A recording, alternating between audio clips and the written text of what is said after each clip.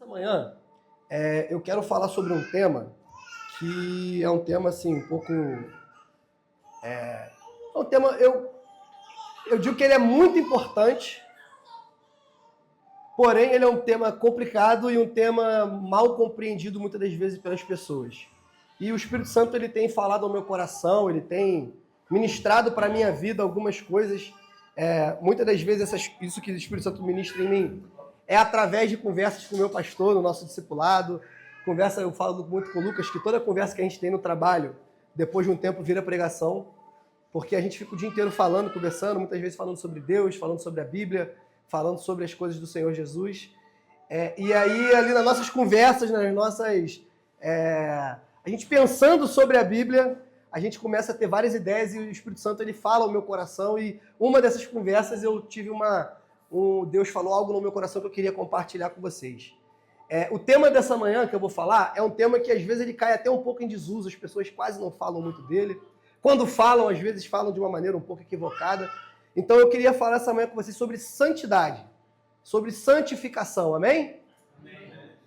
E para começar essa mensagem eu queria te fazer uma provocação nessa manhã, eu queria te perguntar, para você, o que é santidade? Se você tivesse que responder agora, pensa, não precisa falar, só pensa. Se você tivesse que responder agora, o que é santidade? O que é ser santo? O que é santificação?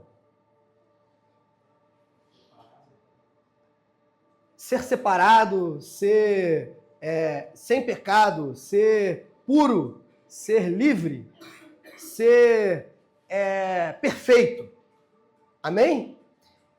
E aí eu vou te fazer uma segunda pergunta que é o porquê precisamos de santidade? Edu, por que eu preciso de santidade na minha vida? A gente, muitas das vezes, não tem a compreensão da necessidade de sermos santos. Por que é que tem que ser santo? Será que é só porque o pastor quer?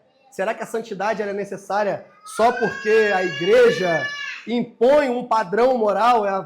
Isso é uma frase que está meio que na moda aí. O pessoal, quando quer bater na igreja, diz que a igreja impõe padrões morais, o patriarcado, fala-se sobre a forma que nós enxergamos a vida, a filosofia, a forma como a igreja toca a sua própria vida, e as pessoas olham para isso e pensam, mas por que é que as pessoas precisam ter esse padrão moral? Por que é que o cristão ele precisa cumprir um conjunto de regras? Por que Jesus ele morreu na cruz, ele salvou todo mundo? Por que a gente simplesmente não é salvo e continua tocando a nossa vida da mesma maneira? Por que é que a gente precisa dessa santidade? Para começar a falar sobre isso, eu vou pedir para Léo botar ali no nosso primeiro texto, Léo. Pode passar aí para mim? Lá em Levíticos, capítulo 11. Levíticos, capítulo 11, verso 44. Diz assim: Eu sou o Senhor, o Deus de vocês. Portanto, consagrem-se e sejam santos, porque eu sou santo. E não se contamine por nenhuma dessas criaturas que rastejam sobre o chão, entre todas as criaturas que se movem sobre a terra. Deus aqui estava dando uma ordem, dizendo que ele queria se relacionar com aquele povo, mas que para ele pudesse se relacionar com aquele povo, ele precisava que o povo se santificasse antes. Amém? Então, aqui nós estamos dando um panorama sobre a santidade de acordo com o Antigo Testamento, com a época de Moisés. Aqui foi o livro de Levítico, livro da lei, livro escrito por Moisés. E ali, no passado, lá no Antigo Testamento, a ordem de Deus era: santifiquem-se, purifiquem-se de todo o erro, de todo o pecado, porque eu quero ter um relacionamento com vocês. Então, era uma cláusula que você deveria cumprir antes de chegar até a presença de Deus. Você tinha que se despir de todo o seu pecado, de todos os seus problemas, se despir de tudo aquilo que te separava de Deus, e então, só depois de fazer esse ritual, você se achegava a Deus. Amém? Segundo motivo pelo qual a santificação é necessária. Êxodo 19. Pode passar mais um, por favor. E o Senhor disse a Moisés: vá ao povo e consagre-o no dia de hoje e amanhã, que eles lavem as suas roupas e estejam prontos para o terceiro dia, porque no terceiro dia, a vista de todo o povo descerá sobre o monte Sinai. O que Deus estava dizendo aqui? Ele estava dizendo, olha só, eu vou me revelar para o povo. Eu vou aparecer no Monte Sinai e vou falar face a face com o povo. Mas antes de eu revelar a minha glória para o povo, eu preciso que vocês se santifiquem. Que vocês lancem mão de todo o pecado, de todas as mazelas, de tudo que vocês carregam de ídolos, de problemas e deixem para trás. Para então só depois eu descer e falar pessoalmente com vocês. Amém? Terceiro motivo, Josué 3:5. Pode passar, Leão.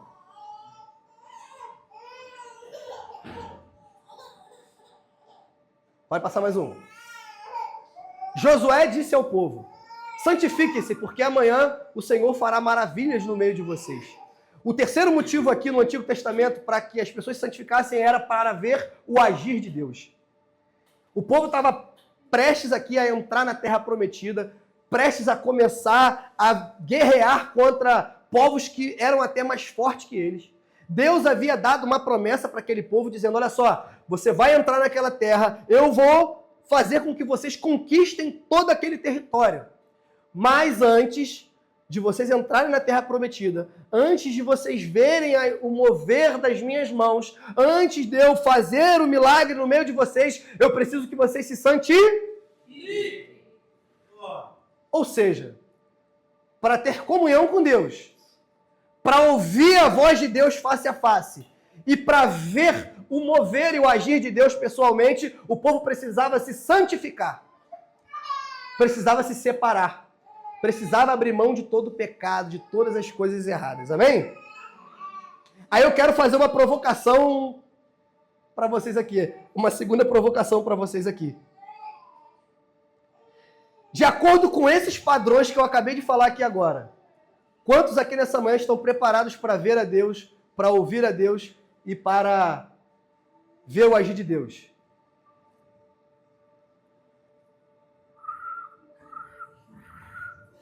Nem eu vou levantar minha mão, não vou ser ousado, não.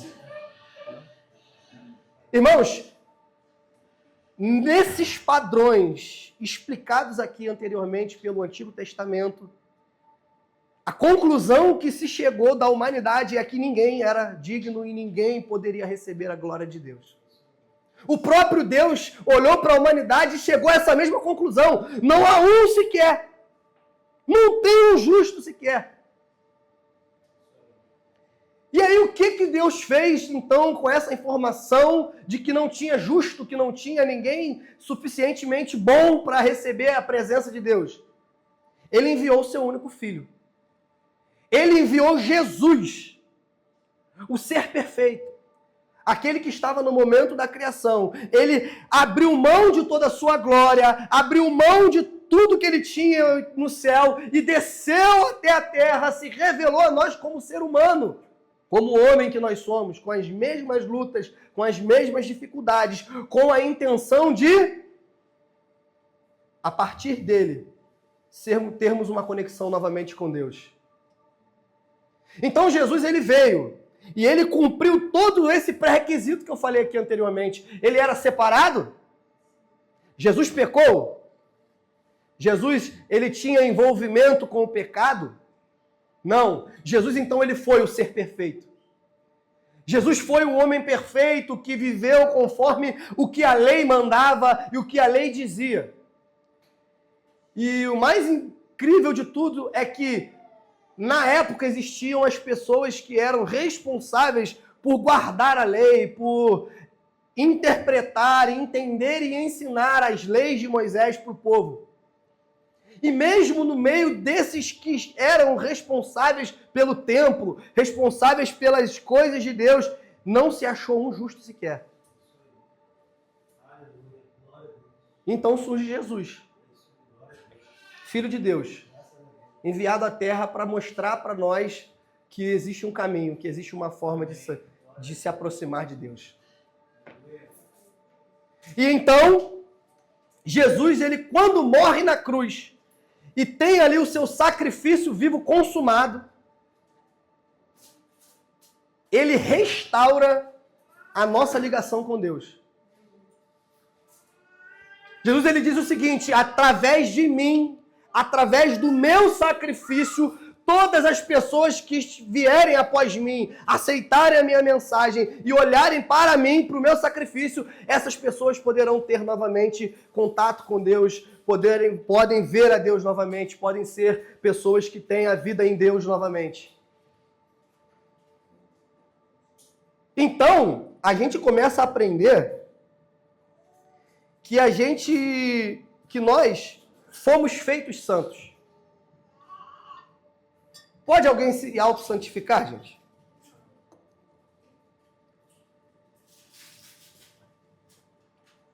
Pode alguém santificar o outro? Você pode até tentar, irmão. Você pode falar, você pode dar conselho, você pode orar por ele, você pode ajudar, mas santificar você não vai poder. Você não vai poder santificar nem a si mesmo. Porque a santidade ela vem de graça. Através de um sacrifício de um homem que não mereceu morrer. É aí que está o que constrange a gente. É um homem tão bom, tão digno de receber as melhores coisas, se fazer como o maior dos pecadores e levar chicotada por causa do meu pecado, ser cravado numa cruz, ser coroado com uma coroa de espinho, escreverem como zombaria na cruz: aqui está o Filho de Deus, o Rei dos Judeus, obrigado. Aqui está o Rei dos Judeus. Motivo de escárnio. E então, esse sacrifício que Jesus fez já nos tornou santos. Amém? Santificou a sua vida. Quantos aqui já aceitaram Jesus? Levanta a mão bem alto. Se você já aceitou Jesus, irmão, se Jesus já entrou na tua vida, na tua casa, você já é santo. Fala com essa pessoa que está do seu lado aí. Você já é santo, meu irmão. Você já é santo, amém? E aí que muda o nosso pensamento, porque a partir de Jesus, nós não somos mais pecadores lutando para ser santo. Nós somos santos lutando contra o... Isso muda muito as coisas, irmãos. Porque a santificação, ela começa com relacionamento. Amém? A santificação começa com relacionamento, não com regras. João 15. Bota aí para mim, Léo, por favor.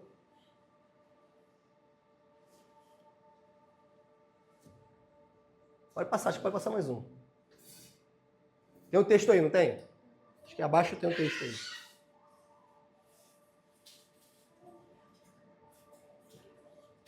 Permaneçam em mim, e eu permanecerei em vocês.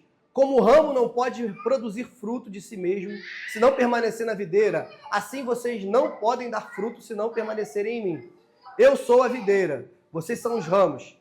Quem permanece em mim e eu nele, esse dá muito fruto, porque sem mim vocês não podem fazer nada. Amém? A santificação e a santidade, irmão, começam no relacionamento. Durante muito tempo, eu acreditava que, com base no que eu tinha aprendido do Antigo Testamento, como eu li anteriormente, que para a gente ter um relacionamento com Deus, para eu me chegar a Deus, eu precisava fazer o que primeiro? Abandonar tudo que eu estava fazendo de errado. Abandonar tudo que eu tinha de pecado na minha vida.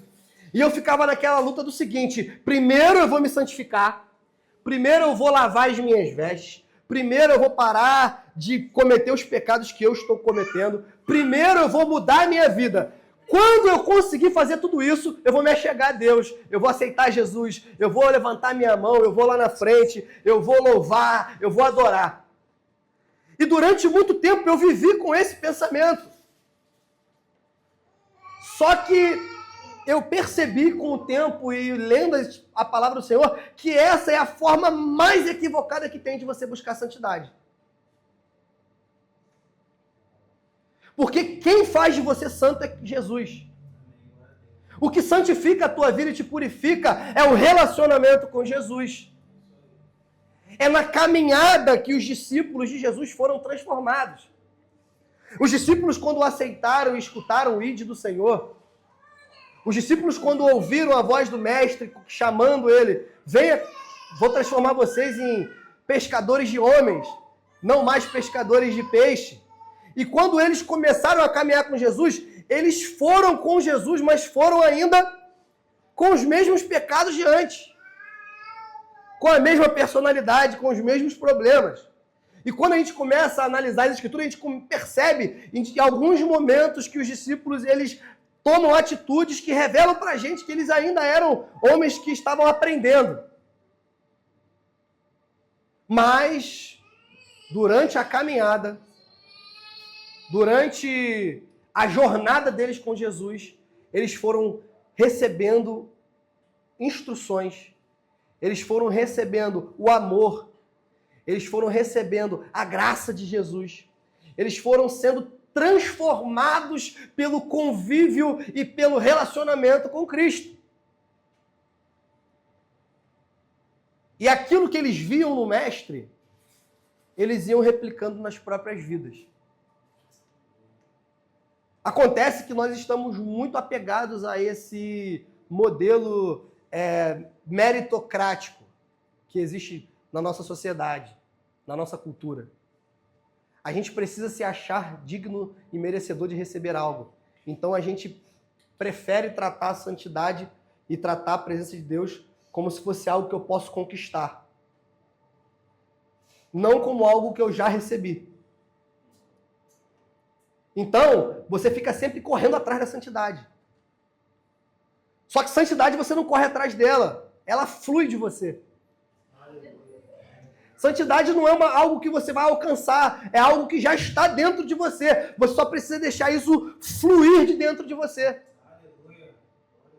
Mas para que isso possa fluir de dentro de você, você precisa estar conectado à videira, como nós acabamos de ler. Jesus diz que ele é a videira e nós somos os ramos da videira. Se nós estivermos conectados à videira, que é Jesus, nós vamos frutificar. O pastor costuma falar algo que eu acho interessante, que é, a gente não vê as árvores, a natureza fazendo força para frutificar. Você vê uma mangueira fazendo força para dar uma manga? Não, se ela tiver plantada em boa terra, se ela tiver com as vitaminas corretas do solo, recebendo a chuva correta no tempo correto, quando chegar final de primavera, início do verão, você vai ver todas as mangueiras abarrotadas de manga. A gente que o diga aqui na igreja. A mangueira daqui esse ano, meu irmão, estava dando manga. Você alguma vez chegaram aqui na igreja, vocês ouviram a mangueira gemendo, gritando? Fazendo esforço? Ah, eu vou dar manga, eu vou dar manga. Você não viu. Você chegava aqui num dia, não tinha manga, voltava no outro, tinha um monte de manga. Porque flui, é da natureza da mangueira da manga. E é da natureza de quem tem Jesus, de quem está preso à videira, que é Jesus, frutificar no Espírito, ser santo, se santificar. Então, a vida de santidade, ela flui da comunhão com Jesus. Aí que está o segredo. Da comunhão com Jesus. Aí precisa saber como anda a sua comunhão com Cristo. Como é que está a sua comunhão com Deus? Edu, o que seria ter comunhão com Deus? Primeira coisa que eu sempre falo sobre comunhão com Deus é o seguinte: é possível ter comunhão com alguém que você não fala? Quem é casado aqui, levanta a mão. Vamos lá, vocês vão entender a pergunta. Quando você está brigado com seu esposo ou com a sua esposa, qual é a primeira coisa que corta dentro de casa? O diálogo. Se está um virado com o outro, sai que eu não quero nem falar com você hoje. Vamos conversar depois, porque agora não tem como conversar contigo, não. Não, estou de cabeça quente, nem fala comigo. Não, deixa quieto. Então, se você não fala com Deus, Se você é uma pessoa que não tem o costume, não ora, se você não conversa com Deus, se você, quando lê a Bíblia, você não leva teu pensamento, não fala com Deus, Deus, que palavra maravilhosa que você está me ensinando. Se você não tem o hábito de falar com Deus, isso é um sintoma claro e grave de que você não tem comunhão com Ele. Imagina você ficar um dia inteiro sem falar com sua esposa ou com seu marido. Para quem tem filho, não falar com seu filho durante um dia inteiro. Agora você imagina ficar 2 dias sem falar. Agora imagina ficar uma semana. Agora imagina ficar um mês. Agora imagina nem lembrar qual foi a última vez que você falou com ele. E a gente faz isso com Deus, gente. Eu não preciso me responder, mas se a gente parar para pensar aqui agora qual foi a última vez que eu falei com Deus, eu sei que a gente às vezes vai falar, rapaz, eu não consigo lembrar minha última oração. E quando você orou, eu quero que você lembre o que você falou com Deus, sobre o que você conversou com Ele. Porque também tem isso também, tem gente que briga com o cônjuge, fica meio chateado, a pessoa está até ali conversando, mas a mente está viajando. A pessoa fala 1 quilo, você não entende 100 gramas. Aí toda hora a pessoa tem que repetir o que está falando, aí chega a hora que é melhor não falar nada, deixa para lá, não vamos conversar mais não. Porque se você estiver ali, mas também só por cumprir um protocolo e dizer que está ali, também não vai funcionar. Né? Quantos aqui já precisaram da atenção de alguém e você foi conversar com essa pessoa e a pessoa estava te ouvindo só por protocolo e você teve a certeza de que aquela pessoa não ouviu uma vírgula do que você falou? E às vezes a gente é essa pessoa, tá? Discipuladores, pedir para Deus dar para a gente ouvidos aptos a ouvir mais. Como diz, né? A gente tem 2 ouvidos e uma boca. É para ouvir mais e falar menos. A gente gosta de falar pra caramba. Então, se não tem essa comunhão, se não tem essa conversa, se não tem esse diálogo, não tem comunhão, gente. Aí você vai encontrar realmente dificuldade de ser santificado. Aí quando você vê aquele pecado que você já estava há muito tempão sem pensar, sem fazer, sem se entregar a ele, você está fazendo novamente. E aí a sua vida vira um ciclo vicioso terrível de cai, levanta, cai, levanta, cai, levanta. Morto, vivo. Morto, vivo. E aí você não entende, mas eu vou para a igreja, mas eu estou cultuando, mas eu estou no ministério de música, eu estou no ministério dos somos, eu estou no ministério infantil, eu estou me dedicando, eu estou fazendo as coisas como tem que fazer, eu faço discipulado. O que está acontecendo que eu não consigo mudar a minha vida porque eu não consigo parar de fazer o que eu preciso parar de fazer? Comunhão com Jesus. Acontece que às vezes a religião, a religiosidade, os atos religiosos, eles suprem um tempo na nossa vida que dá a falsa ideia de que a gente está se aproximando de Jesus através deles. Isso que eu estou fazendo aqui, gente, falar de Deus, tocar uma música, cantar um louvor, isso não me aproxima mais de Deus ou me distancia de Deus. Não. É extremamente possível vir aqui, pegar o microfone e falar, cantar, tocar, estando completamente distante de Deus. Porque o que a gente faz aqui na igreja não garante pra gente comunhão com Jesus. O que garante pra gente comunhão com Jesus, na verdade, é aquilo que você faz quando você está nos seus ambientes do dia a dia. É o que você faz durante o seu dia, durante a sua semana. Aí quando você começa a inserir o Senhor como prioridade nas suas agendas, começa a inserir o teu momento com Deus, a leitura da palavra, vou chegar lá, a oração como um estilo e um hábito na sua vida, você começa a perceber que você não precisa mais fazer força para sentir a presença de Deus. Você não precisa chegar no culto de domingo e ficar, Senhor, eu quero te sentir. Não, você não precisa. Quando você entra na porta, você fala, rapaz, Deus está aqui.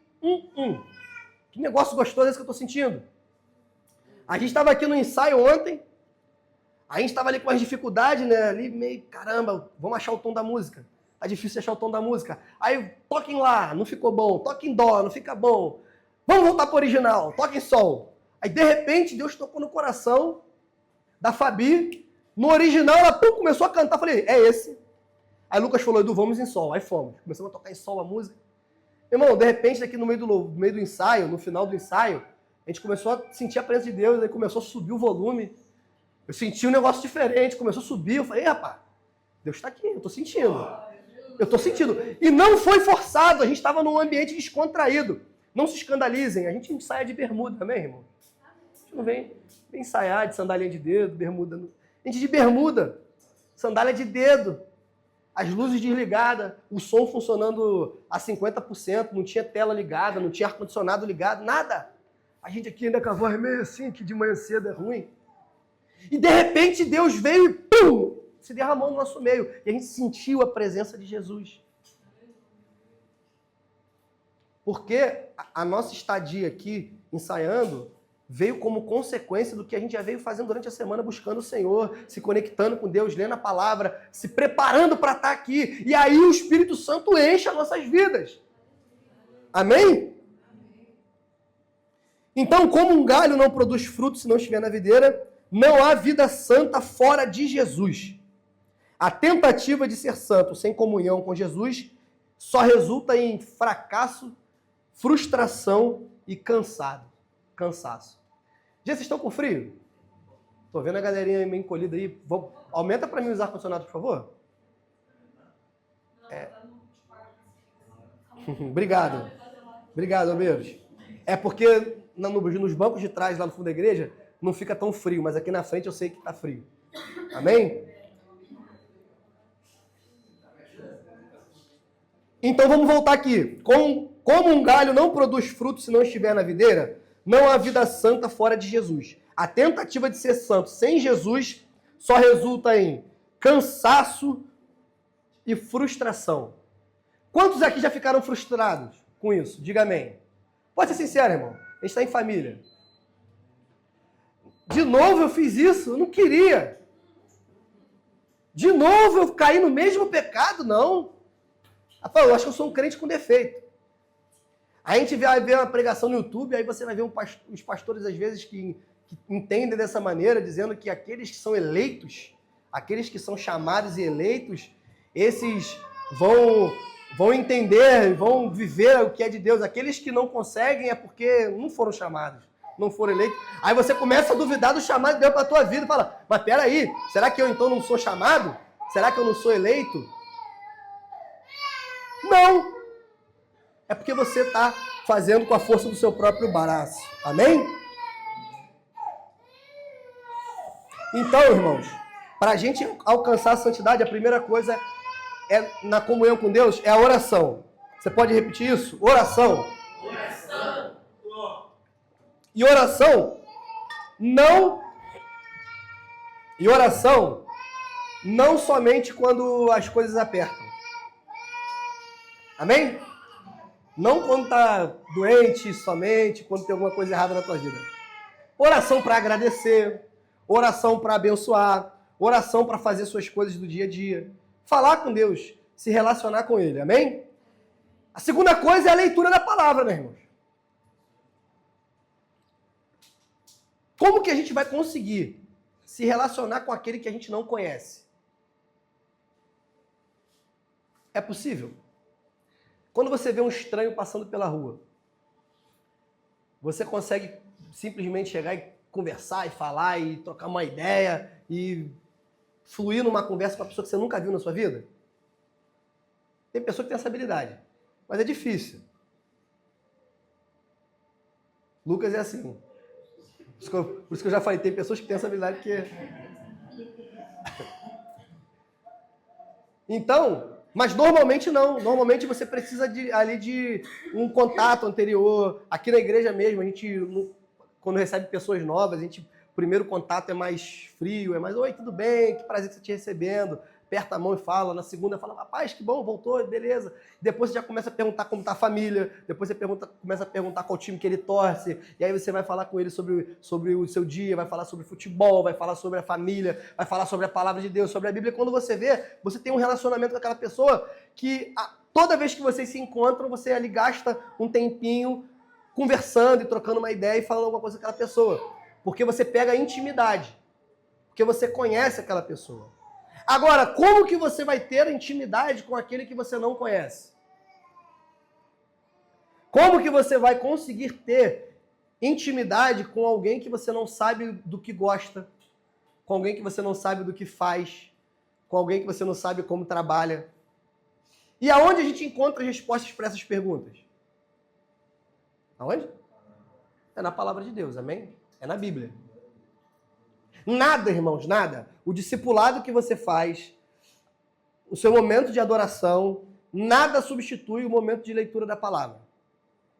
Nada substitui o seu contato com a Bíblia e com a palavra do Senhor Jesus. Eu lembro que na minha juventude, quando aceitei a Jesus, quando a gente se converteu, foi numa época bem próxima que eu conheci a minha esposa, a gente passou por muitas lutas, provas assim na igreja que a gente era. A gente sofreu algumas perseguições e tal, só que eu lembro que o que mais me marcou daquela igreja que eu aceitei a Jesus foi o contato com a palavra de Deus. Hoje a gente até brinca, quando a gente vai participar de uma gincana bíblica, que tem nome bíblico, personagem bíblico, tem uma história bíblica, o pessoal sempre fala assim, separa Eduardo e Tainá. Bota um para cada time, porque não dá para botar junto não, porque a gente conhece bastante histórias, assim, a gente conhece bastante nomes. E isso foi uma coisa que me marcou quando eu tinha 15, 16 anos de idade. E ali, nos meus primeiros contatos com a igreja, com Deus e com a Bíblia, eu aprendi o valor, valorizar o que o conteúdo da palavra de Deus tem para a minha vida. E, meu irmão, dali em diante, eu fiquei apaixonado pela Bíblia. Apaixonado pelo que está escrito na palavra de Deus. E isso mudou a minha vida, mudou toda a minha história, mudou toda o que eu poderia ser, quem eu seria em Deus. Porque quando eu cheguei na igreja, eu era uma pessoa que não tinha vocação para nada na igreja. Eu não era nem para ser crente, minha família não tem nenhum cristão. Ainda bem que meus pais e meu irmão não estão aqui hoje, que eu convidei eles, porque aí eu posso falar dessas coisas assim mais aberto. Na minha família não tinha nenhum crente, não tem ninguém na igreja. Nem familiar próximo, ninguém. É o contrário, só bate os tambor. Então, a coisa mais lógica seria eu seguir o caminho da minha família. Só que, de repente, Deus ele resolveu me pescar. Através dos adolescentes, me evangelizando, jogando bola comigo, falando de Deus. E eu quis ir na igreja deles conhecer. E eu fui lá. E no segundo culto já aceitei a Jesus. E estou até hoje na casa do Senhor. Mas o que firmou a minha fé foi o que eu aprendi da palavra de Deus. Eu tenho certeza disso. Porque tantas coisas aconteceram. Olha, eu me frustrei com liderança. Eu me frustrei com amigos. Eu comecei a namorar com Tainá, a gente depois de 1 ano e 8 meses namorando, a mãe dela falou que a gente não podia mais namorar e me chotou da casa dela, não podia mais entrar na casa dela e ver Tainá. Fiquei 1 ano e 8 meses sem poder ver, sem poder nem falar com ela.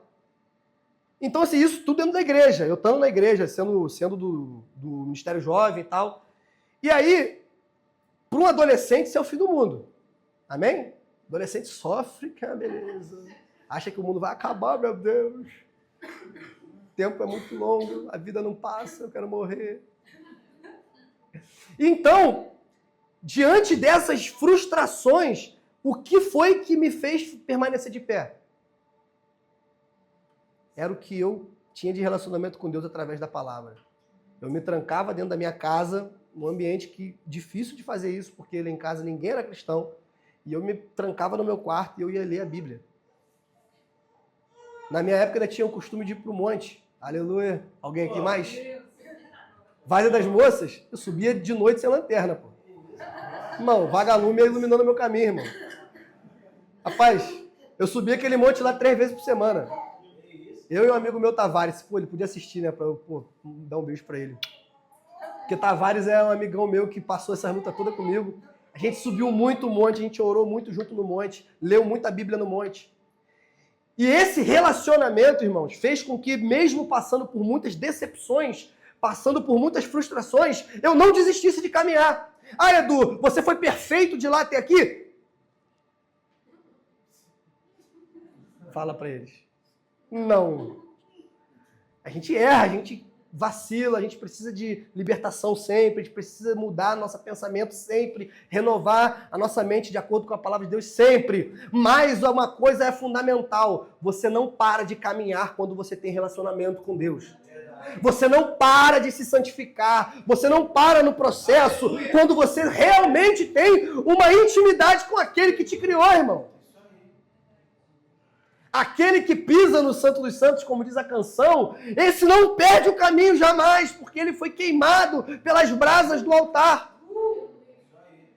E essa marca que é fincada em nosso coração, em nossa testa, em nossa alma, faz com que a gente, sempre que peca, a gente se arrepende e se achega a Jesus novamente.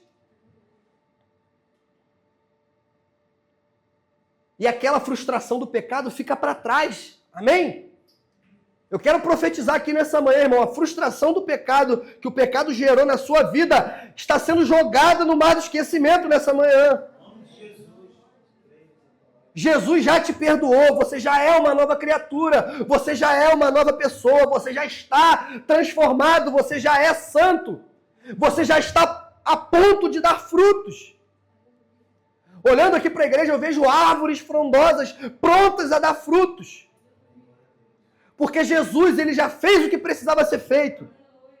Ele já se entregou, ele já morreu, ele já cumpriu o protocolo. A gente precisa somente aceitar, receber e começar a viver de acordo com esse protocolo. E aí, nessa hora, a gente vive um duplo momento. A gente tem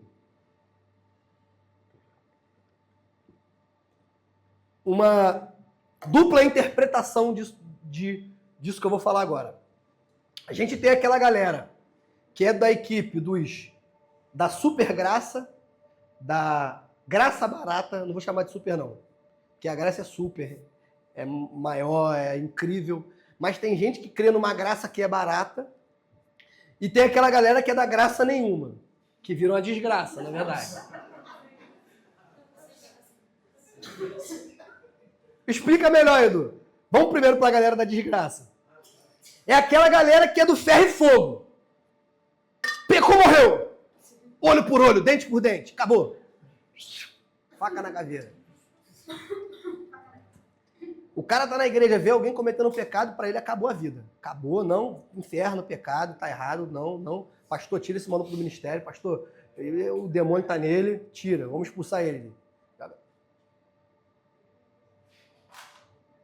Isso é de Deus, gente? Vamos lembrar de uma pequena história. Uma mulher pega em adultério. Ninguém contou, não foi fofoca. Ela foi pega foi arrastada, jogada no meio de uma praça. Todo mundo, cada um pegou sua pedra. Cada um pegou sua pedra. Aqui, ó, pra você, ó. E aí chamaram Jesus e falaram, Jesus, aí, ó, tá essa pecadora. Foi pega em adultério. O que a lei de Moisés manda? Jesus olhou e falou, aqueles aí que nunca cometeram nenhum pecado, pode atirar a primeira pedra, fica à vontade. Aí Jesus voltou a escrever ele na areia. Quando ele levantou, não tinha nenhum. Não ficou um. E a Bíblia fala ainda uns detalhes que eu amo os detalhes. Os velhos saem primeiro. Por que os velhos saem primeiro? O que vocês acham? Meu irmão, Deus ficou mais... Quanto mais tempo na terra, mais pecado você comete, cara. Imagina, eu tô com 35, não quero lembrar dos pecados não, Senhor, me faz esquecer. Agora, imagina quando tiver com 70, daqui tiver o dobro. É pecado, hein? Os caras saíram de fininho primeiro. E aí Jesus falou para aquela mulher, cadê seus acusadores? Ela, se foram. Então, vai e não peques mais. E aí vem a galera da outra equipe, que é a galera da graça barata. Uou, graça! Estou no tempo da graça, posso viver qualquer coisa. Não é pelo que fiz e nem pelo que sou, o nome disso é graça. Aí o cara tem graça para pecar, graça para se prostituir, graça para fica com um, fica com outro, e tá com outro, e tá com outro, e pega e vai e vem. E aí, no trabalho, não dá testemunho de nada, meu irmão. Todo mundo no trabalho, o cara é 007, irmão. Se falar que ele é crente, lá alguém cai pra trás. Mentira! Esse cara é crente. Festa da empresa, meu irmão, esquece. Melhor nem vai. Chega lá, tá o camarada, meu irmão. Tem que proibir celular. Rapaz, depois eu te conto. Depois eu te conto, isso aí dá ruim. Isso aí dá ruim. Mas por quê? Não, porque eu sei quem eu sou em Deus. Então nada pode me tirar da presença de Deus. Nem se eu for ali fora e começar a fazer um negócio errado aí. Irmão, isso é característica de uma pessoa que tem a graça de Deus na sua vida? É possível alguém que realmente tem intimidade com Jesus? Você pode conhecer de ouvir falar. Você pode estar no culto domingo, você pode estar cantando canções, tocando canções, mas você não tem a intimidade com Ele, você vai fazer o quê? Você vai viver tudo aquilo que não é para você. Porque só vive de acordo com a palavra de Deus aqueles que têm intimidade com Jesus. Santidade está diretamente relacionado com intimidade. Se não tem intimidade com Ele, não tem santidade. Aí quando eu falo essa palavra intimidade, a galera mais do manto, que nem eu, opa, aleluia, intimidade, sou íntimo. Já começa a dar um glória a Deus, já começa a querer falar em línguas, rodar. Isso também não é intimidade. Amém? Isso é uma forma que nós que somos mais, expressivos, mais espalhafatosos um pouquinho só, da gente de se expressar. Mas aquela irmã que está ajoelhada, com gemidos inexprimíveis, orando, batendo só os lábios, ela está cheia de Deus também. Aquele irmão que está sentadinho ali de olhinho fechado assim, ó, igual meu amigo Jefferson. Está recebendo da mesma maneira, está cheio de Deus, o Espírito Santo está bradando no coração do cara, mudando o interior, mudando a família, mudando a casa, dando visão, dando para ele direcionamento. Mas ele tem uma outra forma de se encher. Então, as aparências humanas, as características humanas não são capazes de revelar se você é santo ou não. É por isso que toda vez que alguém tenta julgar a pessoa que tem santidade ou não, ela erra. Samuel era um cara cheio de Deus ou não? Era usado por Deus, sim ou não? Profeta, juiz e sacerdote. Pega a autoridade do homem. Vou falar de novo. Profeta, juiz e sacerdote. 3 vezes autoridade. Antes de existir Saul, era o cara que mandava e desmandava, obviamente, de acordo com o que Deus mandava para ele, no povo. Chegou, foi na casa de Jessé. Vim aqui, Jessé, ungiu um novo rei. Chegou lá, bateu de frente com o primeiro irmão de Davi, como é que é o nome dele? Eliabe? Bateu de frente com Eliabe. Camarada, um armário, né? Grandão, fortão, bonitão, de armadura, guerreiro do exército de Saul. É esse! Achei o santo que eu procurava. Achei o homem de Deus. Aleluia! Mata o bezerro, vamos fazer um sacrifício aí, vamos ungir. Ô Deus, calma. Calma que eu não olho para isso. Eu estou preocupado com o coração. Quantas vezes esse camarada aí falou comigo? Quantas músicas esse cara escreveu para mim? Qual a intimidade que ele tem? Não tem, não. Quem tem é o outro. Vou te mostrar. Aí passou todo esse mundo. Quando chega no último, o menor, mais franzino, que não tinha a cara de ser nada, foi escolhido para ser rei de Israel. Davi. Então, toda vez que a gente, humanamente, tenta observar e catar, vamos ver quem é mais santo aqui na igreja. Você nem tenta, irmão. Você não vai conseguir, porque Deus ele não olha para aquilo que a gente está olhando, ele está olhando para dentro do coração. E aquilo que tem dentro de você, me desculpe, mas a gente não tem como olhar. Não tem como avaliar, eu não tenho como avaliar, não tenho esse poder de avaliar o que tem dentro de você. Amém? Amém. E qual seria a principal característica da pessoa que conseguiu alcançar essa santidade através do relacionamento com Jesus. Se eu te perguntar, qual é a principal característica de quem é santo? Esquece o Antigo Testamento. Ficou, a gente já está lá, já passou, a gente já chegou a Jesus, já somos santos. Mas qual é a principal característica que você olha para essa pessoa assim, você fala, meu irmão, Lucas é santo, meu irmão. Eu vejo nele. Tainá é santa. Jefferson. O que é que faz você olhar para uma pessoa e pensar isso? Vamos ver como é que está a sua capacidade aí. É através atitudes, testemunho. Irmãos, através do amor. Não tem como ser santo, não tem como ter santidade, não tem como ter comunhão com Jesus se você não tiver amor. Amém? Léo, abre para mim em Gálatas 5:22, por favor.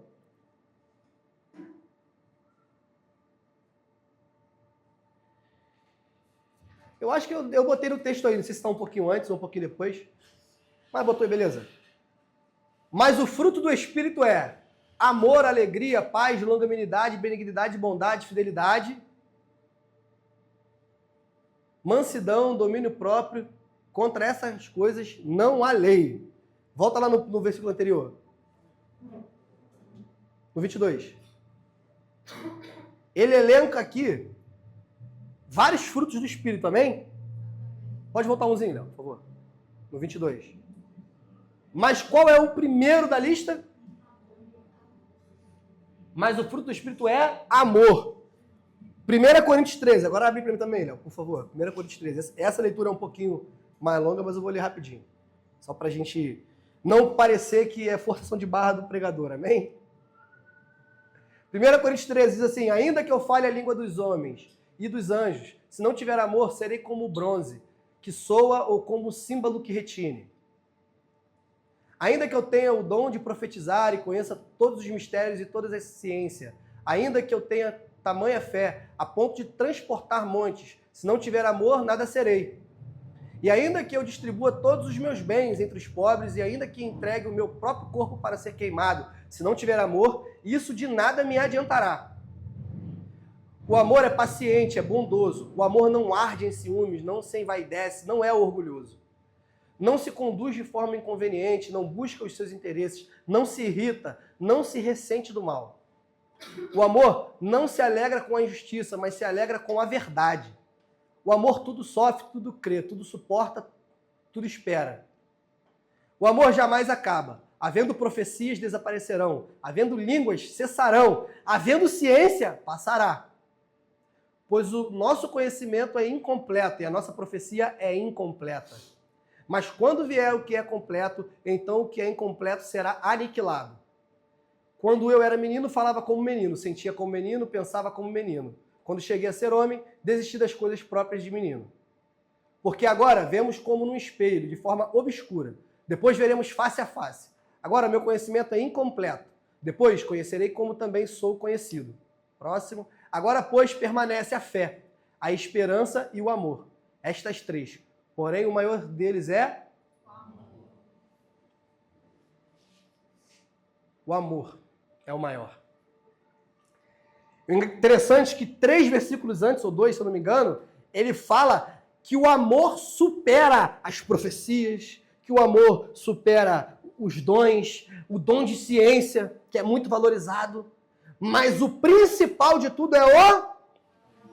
Então a principal característica daquele que é íntimo de Jesus, aquele que é santo, é ter amor em seu coração, irmãos. É você amar o teu próximo, é você amar o teu semelhante. É você amar aquelas pessoas que às vezes você não tem motivo para amá-las. Amém? Porque você amar pessoas que vão te dar algo em troca por esse amor, por exemplo, eu amo a minha esposa, amém? E em troca, ela me ama, a gente tem um relacionamento, a gente tem uma família. Agora, O que leva a gente a amar uma pessoa que a gente mal conhece?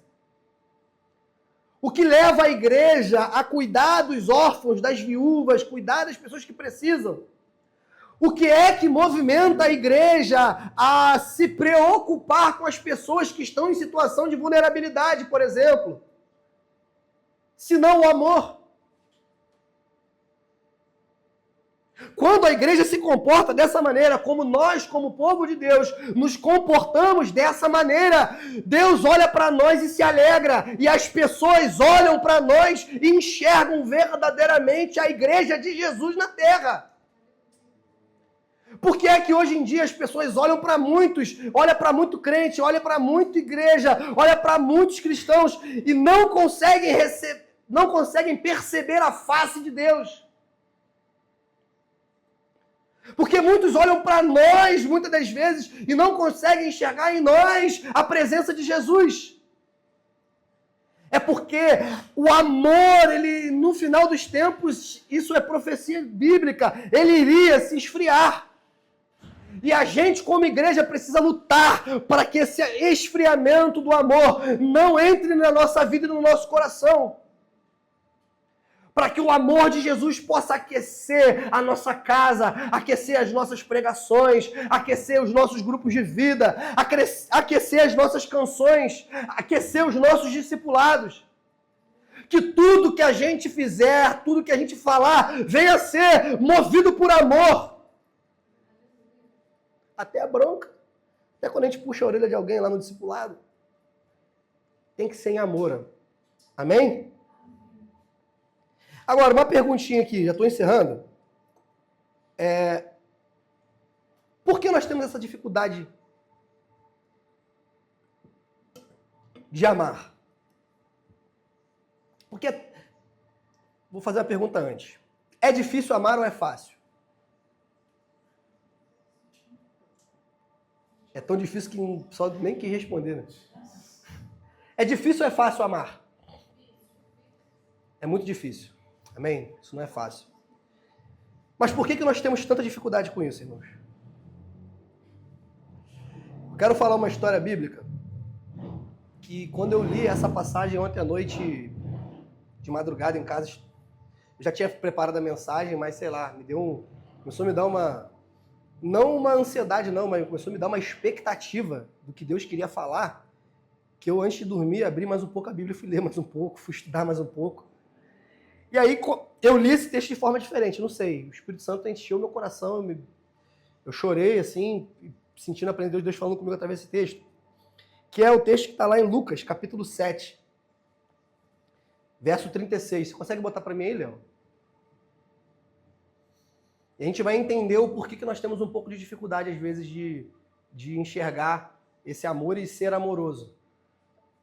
Um dos fariseus convidou Jesus para que fosse jantar com ele. Jesus, entrando na casa do fariseu, tomou lugar à mesa, e eis que uma mulher da cidade, pecadora, sabendo que ele estava jantando na casa do fariseu, foi até lá com um frasco feito de alabastro, cheio de perfume. E estando por detrás, aos pés de Jesus, chorando, molhava-os com as suas lágrimas e os enxugava com os próprios cabelos. Ela beijava os pés de Jesus e o ungia com perfume. Só até aqui. Eu vou continuar contando essa história sem fazer a leitura para ficar um pouco mais dinâmica. Então, essa mulher chega dentro de um jantar com os fariseus, quebrando completamente o protocolo. Ela chega, se ajoelha por trás de Jesus, começa a lavar os pés de Jesus com as lágrimas, secar os pés de Jesus com os cabelos, quebra o vaso de alabastro, que é muito caro, é um perfume raro que se guarda dentro de alabastro. Alabastro é um tipo é um vidro que guarda especiarias e só coloca ali dentro perfume que for muito caro. Em algumas versões eu acho que vem dizendo que é nardo, ou é outra passagem que fala que guardava nardo dentro de alabastro, que é um perfume raríssimo e caro. E aí ela pega esse perfume, joga nos pés de Jesus.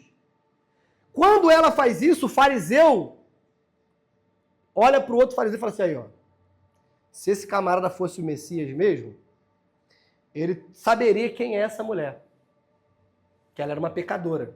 A Bíblia fala que Quando ela chega, chegou uma pecadora. Então, ele saberia quem é essa mulher que está ali com ele e provavelmente repreenderia. Jesus, então, percebendo aquilo, ele vai e conta uma história para aquele fariseu. Simão, o nome dele. Simão, existem duas pessoas que devem dinheiro para o seu senhor. Uma deve uma quantidade pequena de dinheiro. Outra deve uma quantidade muito grande de dinheiro. E esse senhor resolve perdoar aquela dívida e fala, não precisa mais me pagar. Quem você acha que mais se alegrou com esse perdão? Aí Simão respondeu o quê? Aquele que teve a maior dívida perdoada. Aí Jesus levanta, fala, realmente, disseste bem. Aquele que muito foi perdoado, esse tem mais gratidão.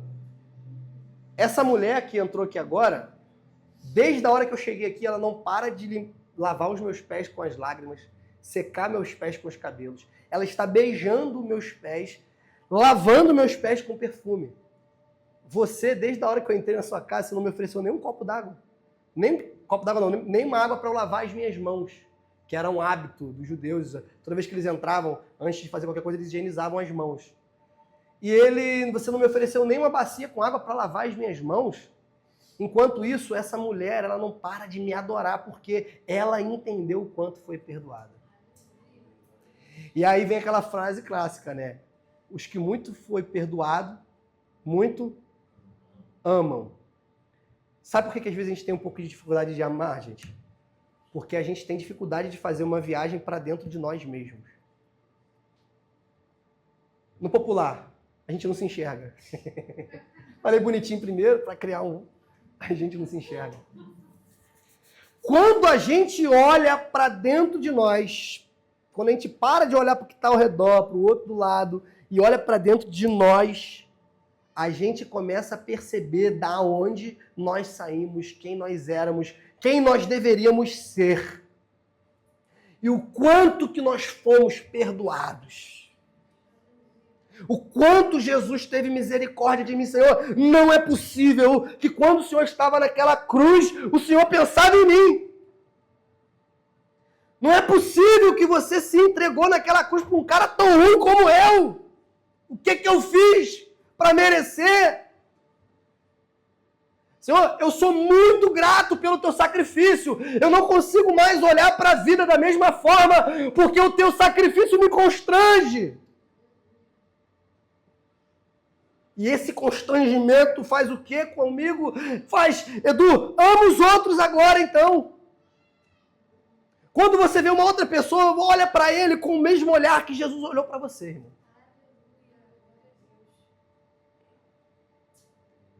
Quando você fizer a viagem para dentro de você e perceber o quanto pecador você é, você vai começar a olhar para as pessoas com mais amor e mais carinho.